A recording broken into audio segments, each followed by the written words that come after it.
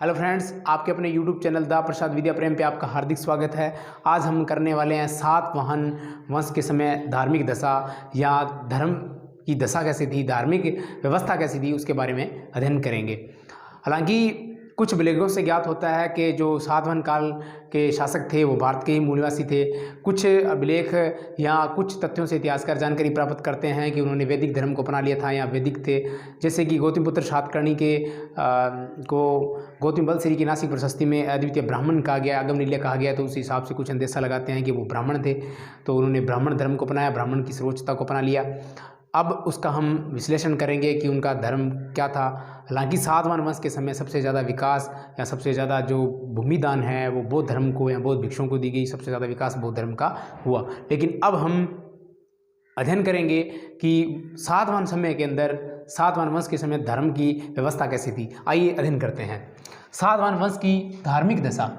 धार्मिक दशा या उनकी धर्म व्यवस्था कैसी थी, हम इसे आसानी से समझेंगे, बड़े ही आराम से आसानी से समझेंगे और मुख्य तथ्य तक पहुंचेंगे जो एग्ज़ाम की दृष्टि से महत्वपूर्ण है वहाँ, और हम जिसको अध्ययन करके एग्ज़ाम में अच्छा प्रदर्शन कर सकते हैं बड़े आसानी से। कि प्रारंभिक अवस्था की इन्होंने वैदिक धर्म को अपनाया था, वैदिक धर्म को अपनाया था, धर्म को अपनाया। प्रारंभिक अवस्था में वैदिक धर्म को अपनाया। सबसे इंपॉर्टेंट बात है, सातवाहन वंश के समय वैदिक व बौद्ध धर्म का विकास हुआ, बौद्ध धर्म का विकास हुआ। हालांकि ये प्रारंभिक अवस्था थी, वैदिक धर्म का विकास हुआ। बाद में उन्होंने बौद्ध संस्कृति को ज़्यादा अपना लिया, बौद्धों को ज़्यादा महत्व दिया, बौद्ध धर्म को महत्व दिया, बौद्धों का विकास ज़्यादा हुआ। ईसा के बाद की प्रथम पहली यानी कि प्रथम 2 शताब्दियों तक, यानी कि 200 वर्षों तक जिस धर्म का विकास हुआ या जो धर्म अपनी अच्छी अवस्था में आया, जिसका विकसित स्वरूप सामने आया, तो वो बौद्ध धर्म था। भली भांति विकास लेकर आगे बढ़ा, वो बौद्ध धर्म था। और वो किसके काल में हुआ? सातवाहनों के काल में हुआ। वैदिक व बौद्ध धर्म का विकास हुआ। इस बात से क्या है कि हमें वैदिक धर्म की जानकारी मिलती है सातकर्णी के विलेख से। सातकर्णी जो प्रथम हुआ था, सातकर्णी प्रथम हुआ था सातवाहनों के अंदर। सातकर्णी प्रथम योग्य शासक था। इसके द्वारा 2 यज्ञ किए गए थे। एक अश्वमेध यज्ञ किया गया था, अश्वमेध यज्ञ किया गया, और दूसरा राजसूय यज्ञ किया गया। राजसूय एक साम्राज्य के यानी कि राजतिलक के प्रारंभिक अवस्था में, यानी कि जब साम्राज्य यानी राजतिलक का गद्दी प्राप्त की, उस समय एक साम्राज्य के अंतिम अवस्था में उन्होंने या चरम सीमा पे था जब राजसूय यज्ञ किया। बाद में सातकर्णी की मृत्यु हो जाती है और इसकी पत्नी नागनिका शासन व्यवस्था को संभालती है। तो अश्वमेध यज्ञ और राजसूय यज्ञ, ये हमें इस बात की जानकारी हमें नानाघाट अभिलेख से मिलती है। नानाघाट जो पूना के अंदर है, पूना महाराष्ट्र में, नानाघाट अभिलेख से मिलती है। जो ये विलेख का निर्माण, इसकी पत्नी निर्माण या लेखन का काम किसने करवाया? नायनिका ने या नागनिका ने करवाया, जो सातकर्णी प्रथम की पत्नी थी। इससे अश्वमेध यज्ञ व राजसूय यज्ञ करने का उल्लेख मिलता है। तो इतिहासकार अंदाजा लगाते हैं कि अश्वमेध और राजसूय ये जो यज्ञ की व्यवस्था थी या परंपरा थी, वो वैदिक लोगों की या वैदिक धर्म को मानने वाले लोगों की थी। इसलिए उन्हें वैदिक संस्कृति का माना गया, यहाँ ब्राह्मण अवस्था माना गया, क्योंकि यज्ञ करने का जो कर्म था या काम था वो ब्राह्मणों का था। इसलिए कुछ इतिहासकार इन्हें इस आधार पर ब्राह्मण मानते हैं। हालांकि हम आगे देखेंगे कि जब जिस प्रकार उन्होंने बौद्धिक संस्कृति का विकास किया और बौद्धिक संस्कृति ब्राह्मणों के प्रतिकूल थी, तो वहाँ ऐसा प्रतीत नहीं होगा कि ये ब्राह्मण है। लेकिन कुछ इतिहासकार सातकर्णी के यज्ञ की व्यवस्था करने से, यानी कि यज्ञ करने से, राजसूय यज्ञ, अश्वमेध यज्ञ, उसके बाद यज्ञ के बाद जो अनुष्ठान करवाया गया, यज्ञ के बाद जो अनुष्ठान या जो दान दिया गया, हस्ती का दान यानी हाथी का दान, गाय का दान या दक्षिणा जो दी गई थी, इससे भी अंदाज़ा लगाया जा सकता है कि ये कर्मकांड है वो वैदिक धर्म के अनुयायियों का या वैदिक धर्म को मानने वाले या ब्राह्मणों का था। इसलिए कुछ इतिहासकार इन्हें ब्राह्मण मानते हैं या वैदिक धर्म के अनुयायी मानते हैं। ये अलग अलग इतिहासकारों का अपना अपना ओपिनियन है। दूसरी बात क्या है कि जब इस यज्ञ किया गया उसके बाद संकर्षण वासुदेव इंद्र वासुदेव, इंद्र व सूर्य की पूजा का उल्लेख किया गया कि पूजा की गई या उनके बारे में जानकारी मिलती है अभिलेख से कि उन्होंने संकर्षण, वासुदेव, इंद्र की पूजा की। इस आधार पे कहा जा सकता है कि ये वैदिक धर्म को मानने वाले थे। एक सातवाहनों के अंदर सबसे विद्वान शासक हुआ था वो था हाल, जो सातकर्णी प्रथम के बाद में हुआ था। एक शासक था जिसका नाम था हाल। हाल एक विद्वान था, हाल एक विद्वान था। हाल अच्छा है, हाल अच्छा है तो कुछ कुछ देन करेगा। हाल अच्छा है इसलिए विद्वान है, विद्वान है। हाल अच्छा है तो गाथा गाएगा, गाथा सप्तशती, सप्तशती। इसने ग्रंथ लिखा था गाथा सप्तशती प्राकृतक भाषा में, प्राकृतक भाषा में, लिपि ब्राह्मी। ब्राह्मी भाषा कैसी थी? प्राकृतक भाषा, लिपि ब्राह्मी। अब संशय हो जाता है यहाँ पर। गाथा सप्तशती लिखी, ये प्रेम रस प्रधान है, प्रेम रस प्रधान, श्रृंगार रस कहेंगे, श्रृंगार रस, श्रृंगार रस प्रधान है, प्रधान ग्रंथ लिखा गया है। इसमें प्रेम गाथाएं लिखी गई है, प्रेम गाथाएं लिखी गई है। इसके अंदर प्रेम गाथाएं लिखी गई है। इसमें प्रेम के हिसाब से इसमें कृष्ण का उल्लेख मिलता है, कृष्ण का उल्लेख मिलता है, कृष्ण का उल्लेख मिलता है। तो इस आधार पे कहते हैं, कुछ इतिहासकार मानते हैं कि ये वैदिक संस्कृति है। दूसरी बात है कि गाथा सप्तशती है, जो ये ग्रंथ है उसके प्रारंभिक अवस्था में पशुपतिनाथ, पशुपतिनाथ, पशुपति या पशुपतिनाथ या गौरी, कोई एक महिला की पूजा की गई है, पूजा का उल्लेख मिलता है, पूजा का उल्लेख मिलता है। अब यहाँ कुछ संशय पैदा हो जाता है, क्या कि गाथा सप्तशती की भाषा प्राकृतक, लिपि ब्राह्मी थी, जो कि बौद्धों के अंदर जो भारत की मूल भाषा थी प्राकृतक या ब्राह्मी लिपि से, ये जो अशोक के विलेख लिखवाए गए हैं उनकी भाषा प्राकृतक और लिपि ब्राह्मी थी। उसी प्रकार इन्हीं की जो ग्रंथ है इसमें भाषा प्राकृतक है और लिपि है वो ब्राह्मी है। सो अशोक के अभिलेखों और इनकी जो राजकाज की भाषा प्राकृतिक थी, इस बात से पता चलता है कि ये मौर्यों के अनुसार थे और मौर्यों को कहा गया शूद्र या निम्न कुल या भारत के मूल निवासी कहा गया या भारत की जाति कहा गया। तो इससे लगता है कि इस व्यवस्था से अलग था, क्योंकि ये तो बाद में बौद्ध संस्कृति को बनाते हैं, बौद्ध संस्कृति में काफ़ी है वो ब्राह्मणीय व्यवस्था को चैलेंज किया गया है इस प्रकार। दूसरी सबसे इंपॉर्टेंट बात, जो पशुपतिनाथ का उल्लेख किया गया है, गाथा सप्तशती के प्रथम दो जो पूजा का उल्लेख है पशुपतिनाथ या गौरी का उल्लेख किया गया। तो कुछ इतिहासकार मानते हैं कि पशुपतिनाथ का जो ये सिस्टम है ये सिंधु सभ्यता से लिया गया है, सिंधु घाटी सभ्यता या हड़प्पा सभ्यता से लिया गया है। और हड़प्पा सभ्यता के जो निर्माता थे वो या तो द्रविड़ माना गया या भारत का मूल लोगों को माना गया कि भारत की ही कोई उपज थे, कोई बाहरी लोग नहीं थे और उनकी व्यवस्था वैदिक व्यवस्था से अलग थी। इस प्रकार कुछ लोग इतिहासकार कहते हैं कि पशुपतिनाथ वो सिंधु सभ्यता से लिया है। कुछ इतिहासकार इसे पशुपतिनाथ को शिव बताते हैं, शिव बताते हैं या रुद्र बताते हैं, जो बाद में शिव का रूप धारण कर लिया, जो वैदिक अवस्था के अंदर रुद्र था बाद में कालांतर में शिव या महादेव बन गया। उसे बताते हैं कि शिव की पूजा या गौरी की पूजा की गई। इस आधार पर कहा जा सकता है कि सातवाहन समय के अंदर जो धर्म की व्यवस्था थी वो कैसी थी, वैदिक धर्म या संस्कृति थी। अब एक सबसे इंपॉर्टेंट बात ये आती है कि जो गौतमीपुत्र सातकर्णी है उसकी माता थी गौतमी बलश्री ने एक नासिक प्रशस्ति लिखवाई।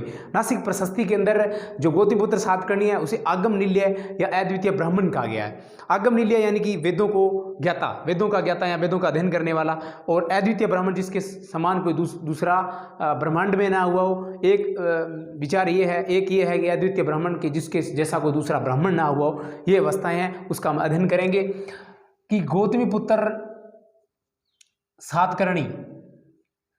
सातकर्णी को कहा गया है, क्या कहा गया है? कहा गया है आगम निलय, आगम निलय, और दूसरा कहा गया है अद्वितीय द्वितीय ब्राह्मण, ब्राह्मण या ब्राह्मण कहा गया है। किसमें कहा गया है ये दोनों बातें? ये बातें कही गई है नासिक प्रशस्ति में, नासिक प्रशस्ति में कही गई है। और नासिक प्रशस्ति का निर्माण किसने करवाया या किसने लिखवाई थी? ये लिखवाई थी गौतमी बलश्री ने, गौतमी बलश्री ने लिखवाई थी। और ये गौतमी बलश्री कौन थी? ये सातकर्णी की माँ थी। गौतमी पुत्र सातकर्णी था, सातकर्णी की माँ थी। गौतमीपुत्र सातकर्णी की माँ थी। अब देखो गौतमीपुत्र सातकर्णी को आगम निलय या अद्वितीय ब्राह्मण कहा गया है। गौतमीपुत्र सातकर्णी को आगम निलय या अद्वितीय ब्राह्मण कहा गया है। किस में कहा गया है? तो नासिक प्रशस्ति में कहा गया है। नासिक प्रशस्ति का रचयिता कौन है, किसने लिखवाई थी? नासिक प्रशस्ति लिखवाने वाली थी गौतमी बलश्री। और गौतमी बलश्री कौन थी? ये गौतमीपुत्र सातकर्णी की माँ थी। इसमें कहा गया आगम निलय से मतलब है वेदों का ज्ञाता, वेदों का ज्ञाता, वेदों का ज्ञाता, जिसे वेदों का ज्ञान हो, अधन हो। अब इतिहासकार मानते हैं कि उस अवस्था के अंदर, यानी उस समय में, तत्कालीन व्यवस्था के अंदर, जब भारत में ब्राह्मणीय व्यवस्था थी या वैदिक व्यवस्था थी, उस समय वेदों का अध्ययन सिर्फ ब्राह्मण कर सकते थे या उच्च कुल के लोग ही कर सकते थे, निम्न लोगों को नहीं कहा जा सकता। लेकिन साधवानों को तो आंध्र जातीय कहा गया है, आंध्र भृत्य कहा गया है। यहाँ भारत के निम्न जाति से बताया गया है कुछ विलेखों के माध्यम से।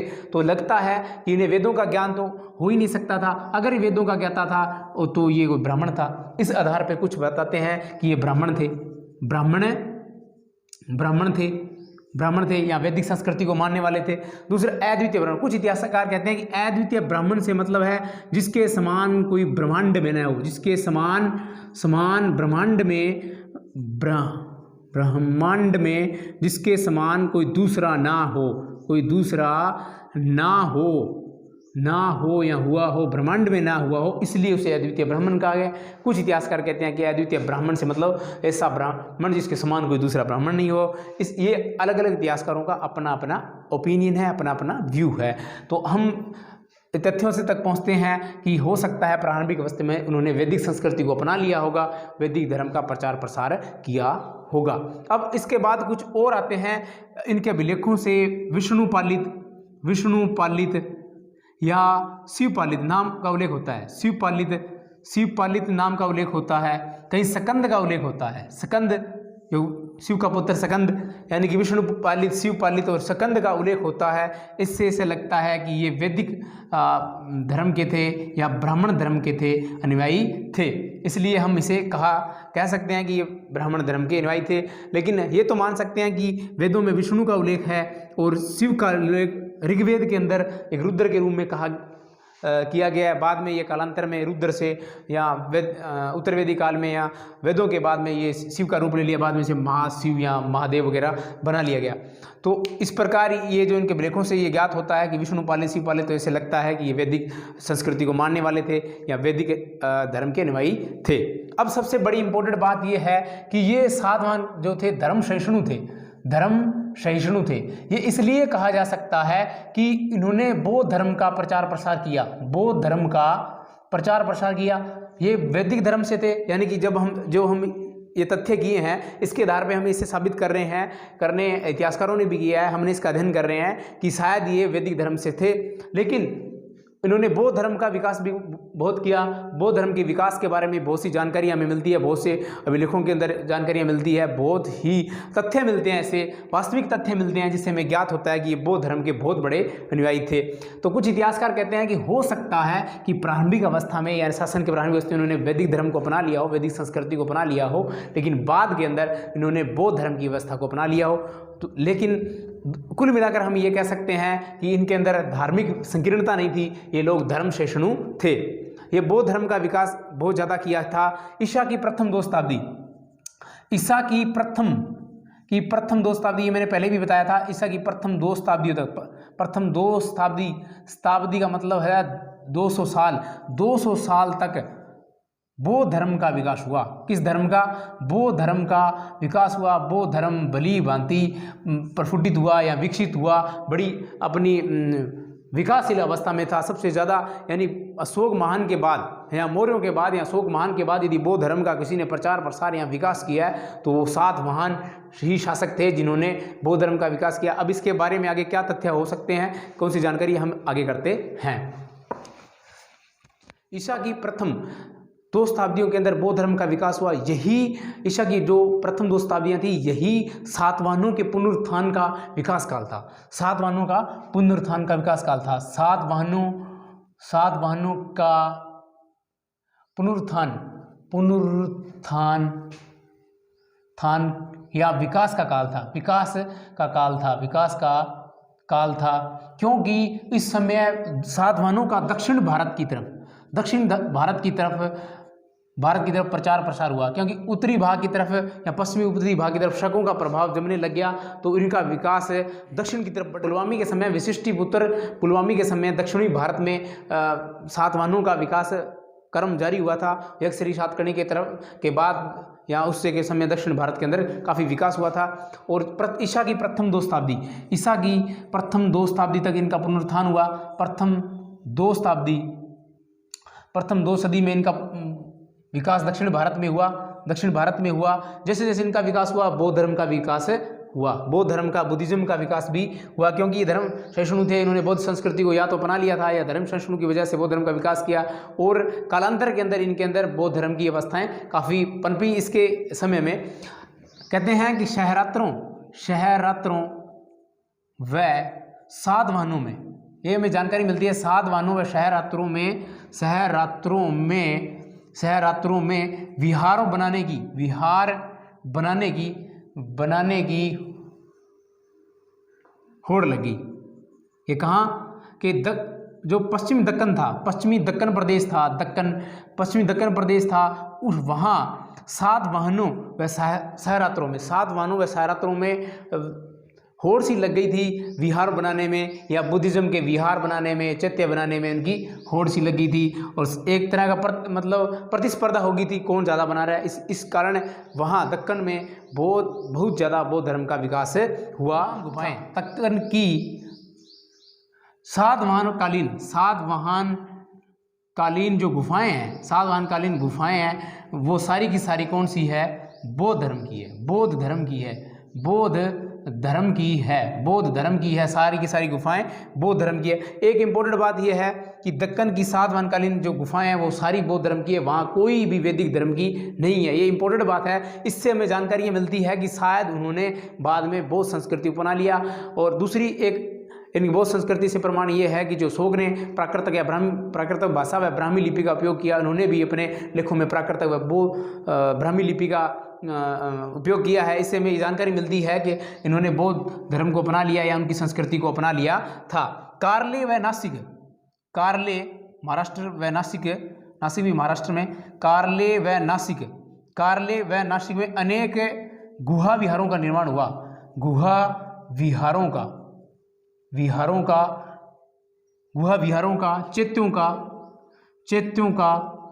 स्तूपों का निर्माण हुआ। ये सारे के सारे किस धर्म से संबंधित है? बौद्ध धर्म से संबंधित है। नासिक के अनेक गुहा विहारों व चैत्यों का या स्तूपों का निर्माण हुआ, सारे के सारे बौद्ध धर्म से संबंधित है। इस बात से जानकारी हमें मिलती है कि इन्होंने बौद्ध संस्कृति को बना लिया। उसके समय में बौद्ध संस्कृति का विकास काफ़ी अच्छी अवस्था में हुआ होगा।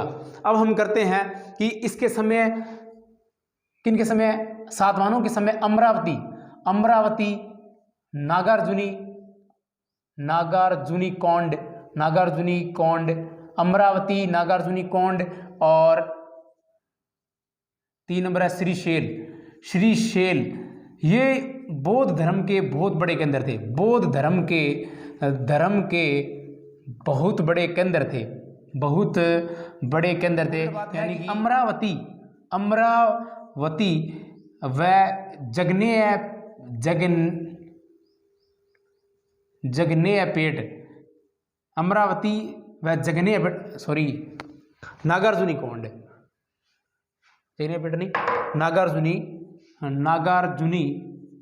नागार्जुनी कोंड व जगन्नेयपेट में अनेक चैत्यों का निर्माण करवाया गया। चैत्यों में विहारों का निर्माण इस काल के अंदर इस काल में हुआ था। इससे जानकारी मिलती है कि इन्होंने बौद्ध संस्कृति का विकास भी बहुत अच्छी अवस्था में किया होगा।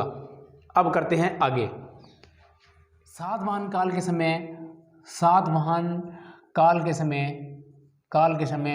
बुद्ध के चित्र या पदचिन्ह या बोधि वृक्ष या धम्मचक्र। सातवाहन काल के समय बुद्ध के चित्र, पदचिन्ह, बोधि वृक्ष, धम्मचक्र या बुद्ध के अवशेष या बुद्ध धर्म से संबंधित अन्य भिक्षुओं के भिक्षुओं के अस्थि अवशेषों पर अनेक विहार बनाए गए, विहार, चैत्य या स्तूप। सबसे प्रमुख है स्तूप बनाए गए थे। अब है कि उस समय बौद्ध धर्म के अंदर कई संप्रदाय हो गए, जैसे महासंघिक है या बदायनी है, इस प्रकार कई संप्रदाय हो गए थे। उन संप्रदायों का भी उन्होंने योगदान दिया या उनका विकास किया। अब देखिए बौद्ध धर्म के संप्रदाय, धर्म यानी कि बौद्ध के संप्रदाय 3 संप्रदाय थे। ये देखो, पहला था वैदायनीय, दूसरा था धर्मोत्तरीय, तीसरा था महासंघिक था। जो वैदायनीय वह कन्हरी में था, कन्हरी के आसपास बनपा था, या ये उनका क्षेत्र, प्रमुख क्षेत्र। धर्मोत्तरीय थे, वो थे सोपारा जो महाराष्ट्र वाला है, महाराष्ट्र के आसपास रहते थे। और महासंघिक है वो कारले या उनके आसपास रहते थे। ये अलग अलग धर्म के बौद्ध धर्म के अलग अलग संप्रदाय थे जो अलग अलग स्थानों पर रहते थे। उनका भी विकास सातवाहन काल के अंदर हुआ था। एक सबसे इम्पोर्टेंट बात है, ये अलग अलग संप्रदाय जरूर थे, लेकिन इनके अंदर किसी प्रकार का द्वेष नहीं था। द्वेष या ईर्ष्या या कोई टकराहट नहीं था। कई बार ये अलग अलग संप्रदाय एक ही विहार में रहते थे। सबसे इम्पोर्टेंट बात है कि बौद्ध धर्म के स्थलों व बौद्ध धर्म से जुड़ी हुई तमाम जो भौतिक अवस्थाएं थी, जैसे कि गुफाएं हैं, चैत्य हैं, विहार है, उनकी यात्रा करना एक सामान्य प्रथा बन गई थी। बौद्ध धर्म से संबंधित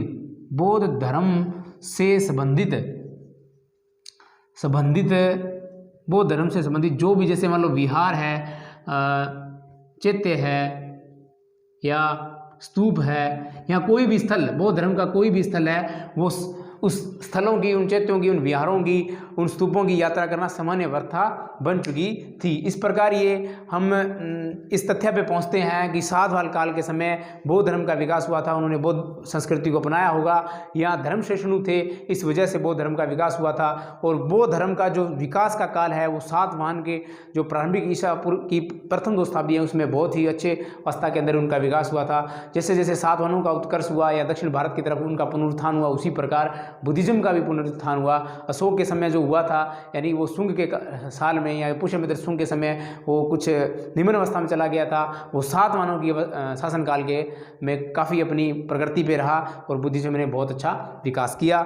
इस प्रकार हम सातवाहन वंश के समय की धार्मिक दशाओं का अध्ययन। साथियों से आग्रह है कि आपका अपना यूट्यूब चैनल दा प्रसाद विद्या प्रेम सब्सक्राइब करें, लाइक करें, शेयर करें, बेल आइकन प्रेस करें, कमेंट करके बताएं क्लास कैसे लग रही है। धन्यवाद।